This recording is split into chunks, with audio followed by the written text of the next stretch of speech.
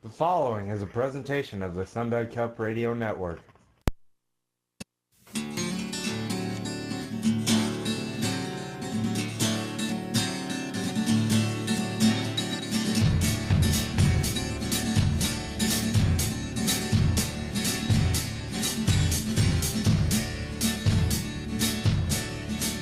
Well, before I could walk, I had a wrench in my hand. I was my mama's little angel, my daddy's second chance. He went end over end. The first year he went pro and he lost part of his eyesight, so he couldn't race no more.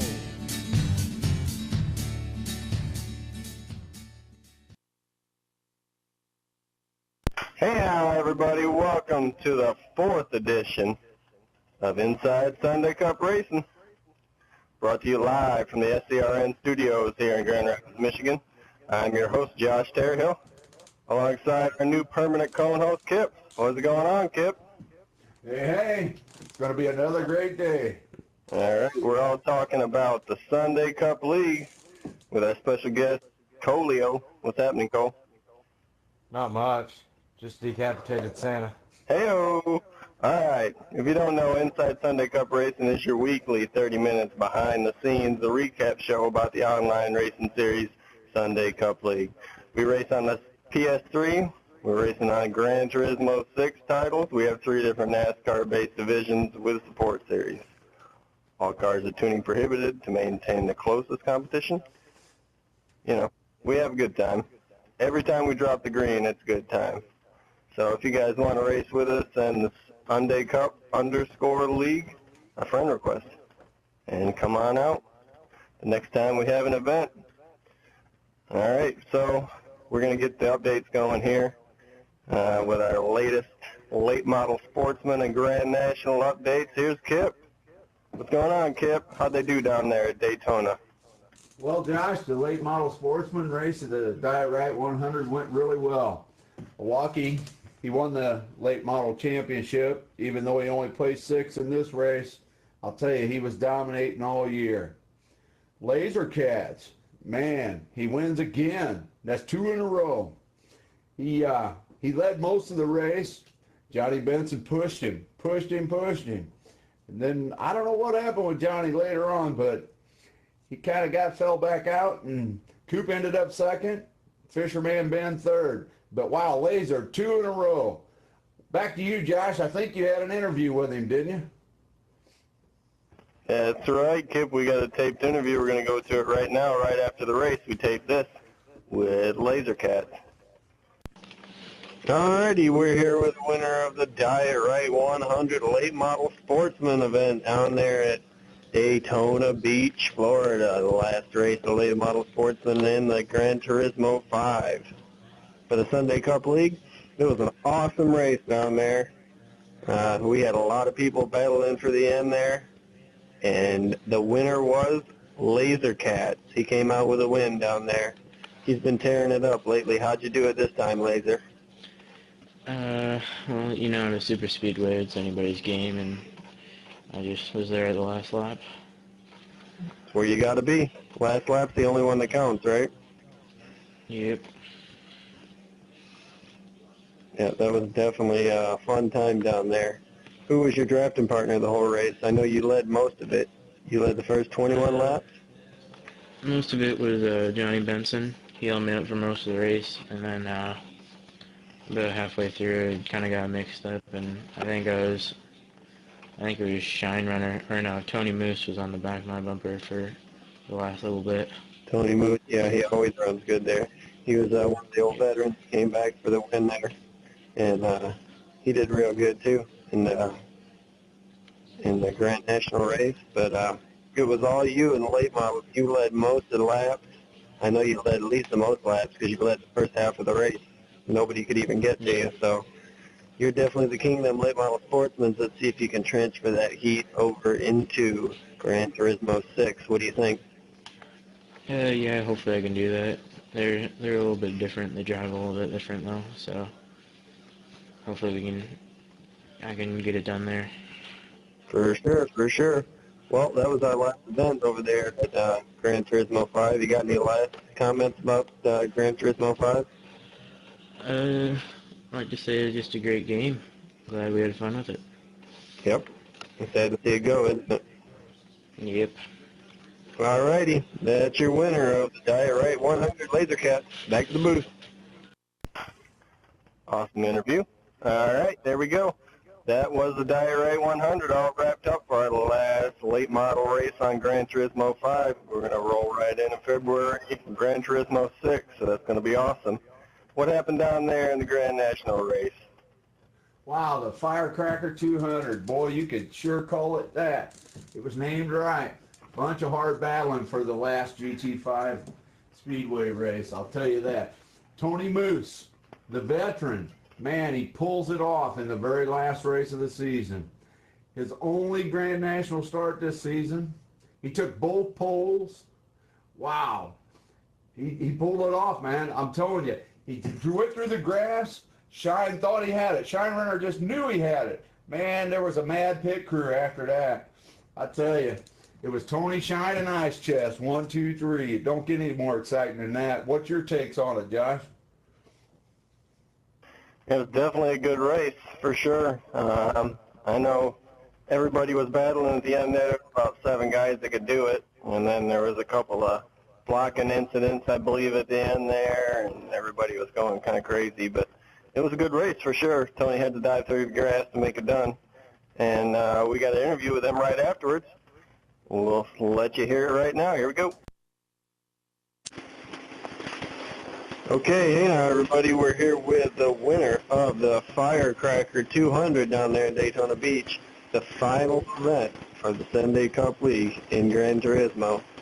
And the winner was Mr. Tony Moose, coming back from a little hiatus here over the summer, and he came back in a big way, pushing Laser Cats to the late model win and taking the Diet Right 100. And he pushed Laser to the Diet Right 100, and he pulled off the Firecracker 200 down there in Daytona. How'd you do it, Tony? I mean, last few laps there, everybody was getting shuffled around. I mean, it was just chaos out there. Coming out of the last turn, I had a run going. I was in like third, and I got bumped, slid into the grass. I just stayed in the gas and ended up being the first one to the line. Yeah, that was a wild finish. I don't know. I was in the back. I ran out of gas on that last lap coming to the line. I think it would have been an awesome race, but I guess all I heard was people just cracking up over the mics because they were all bumping and pushing. What did it look like from your view? All I saw, I just had a couple guys in front of me coming out of turn 4 and coming to the line. I just got turned, so I was just seeing grass coming to the line. That's all I saw. I wasn't even looking through my rear view. You just keeping the gas down? You knew it was all or nothing, right? Oh yeah, just stay on it. Hope you keep it going straight. It was awesome. You came back in a big way. What about the late model sportsman feature down there? What'd you do pushing Laser Cats to the win? I just basically stayed on his bumper. I really didn't have any options. I didn't want to try and go below the yellow line, and I basically had guys up on top of me, so I figured I'd just stay in it, push him to the win. So. Awesome job, for sure. When you think you're going to be picking up Gran Turismo 6, you can come play with us over there. Oh yeah, I'll be getting it for sure. I definitely want to get back in the racing. Got some time now, so looking forward to it. Alrighty, and any final remarks about Gran Turismo 5? Been asking everybody today. I mean, I'm gonna miss it. I mean, I know me and you have been racing for a while now together on Gran Turismo 5. Right, got a lot of memories. Yeah, we got a lot of memories, but I'm looking forward to moving on to a new chapter in Sunday Cup League. Awesome. All right, that's your winner of the Firecracker 200, Tony Moose. We'll take you back to the booth here. There you go. That was cool.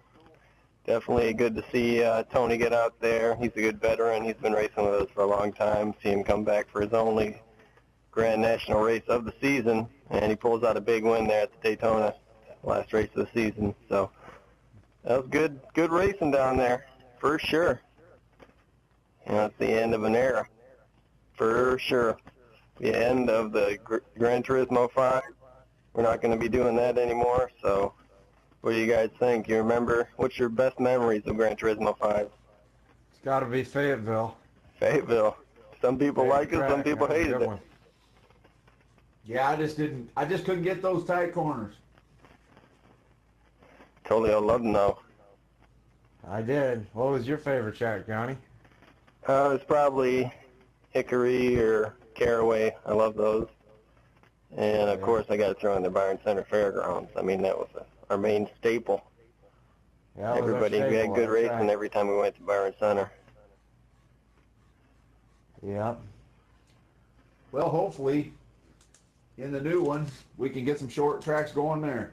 Yeah, we'll see. You know, we definitely had some good races there in GT5, and hopefully it'll transfer into GT6. Speaking of GT6, we did a little bit of practicing on Thursday. What happened down there, Cole? A lot happened. First thing we did was our 396 street stocks with the El Caminos, 2-speed power glide, 340 horsepower, real fun. We came really close to topping them out, but we just don't do it, so that's why we race them there. Late model sportsman's division, real fun, 453 horsepower, just like in GT5. We also practiced the modifieds and the speedway divisions. Our speedway divisions would be the Light Car Company Rocket, and the modifieds would be our Mario Andretti's 1948 Hudson Hornet. Real fun to drive. Not very fast, but it's 100 miles an hour.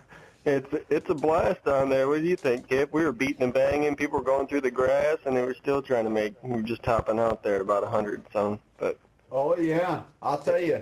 It's still a good race. The Hudsons are fun. They're going to be great. Yeah, especially when we get some short tracks or some dirt tracks. It's going to be cool. We'll talk about them a little bit later in the show here. But everybody's getting more acquainted with GT6. I mean, we're all kind of testing it out. I know we've got a replay we're about to throw up on YouTube of the races Thursday. And what do you guys think? Do you like the layout of the new game and everything? Yeah, I like it. I really like the new physics models, and so does Shine Runner. His car turns. He loves it. Yeah, he seems to be a lot better, but I mean, we haven't raced on short tracks yet, so we'll see how good it turns on short track. Yeah, I mean, he's more of a speedway driver, but he's still good. It's sure smooth, though, I'll tell you that. All the twitchiness and the jerkiness, most of that's gone. It is smooth. Yeah, it's fun, for sure, and the graphics are improved a little bit. I mean, it looks cool, and you can see, like, when the tires rotate, you can really notice it. It's really high definition, it seems, so it's a good deal all the way around. I haven't seen really any problems with it yet. I mean, there's a couple little tiny glitches, but they seem to be right on top of fixing it. I think they fixed the one that we did find already, so. What do you guys think about Daytona in February? What's it going to be? It's going to be, you know, try and be out front or draft from the back. I mean, you got 680 horses. You don't have tons of horse, but what do you think? Well, you guys getting used to those 2013 cars? Well, I think it's not really the 2013, but the different time. We're racing at night and morning and day. Yep. Also, with the new drafting system on reel, it's a whole nother ballgame. For sure. That is true. We got a little bit of side draft going on now. Yeah, it's definitely a good time with it being on reel like that. It seems like it's just, you know, more real. What do you expect? So it's probably going to come down to fuel mileage and trying to hang out in the draft. Yeah, that's what I'm thinking. You're going to see a lot of bump drafting. Another thing is, if you don't stay in the draft, it's hard to get back in it. Right, with the real drafting on, it is hard to get back in. But it's not hard, you know, it's easy to stay in it. You know, you don't have to really push real hard to stay in the draft, but as soon as you lose it, you're screwed pretty much. But right, which may help on fuel conservation. Yeah, you can just kind of chill in the back. As long as you stay in the draft and don't lose it, you're good. For sure. I think we'll be doing a lot of bump drafting and all that stuff, so we'll probably have a couple new drivers by February. Should be a good time.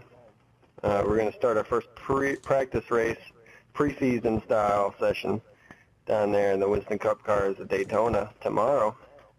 Tomorrow evening, you guys going to be there? With bells on. It's going to be cool. It's going to be cool for sure. We're going to test out the 680 horsepower. All our preliminary testing looks like that's a good horsepower. You know, if we had full horsepower, we'd be topping out and everything. So I think we've got a good package set up there for the super speedways. I agree. I think the horsepower is right at the right spot. Yep. For sure. And let's start talking about that new modified division we mentioned earlier. The Mario Andretti 1948 Hudsons, man, those are awesome. We're going to have two different divisions with those cars, a modified division and an outlaw modified division. I don't know if you guys have been able to take a look at it. Yeah, I love those Hudsons. They're real fun. They're not real fast, and they can take a corner at a decent speed. Yeah, they're set up to go left for sure. Yeah. I like that. I think they should add some more cars, like maybe a stock in the Hudson. future with that track creator, we can get some short dirt tracks for it. Oh yeah, it'll be great.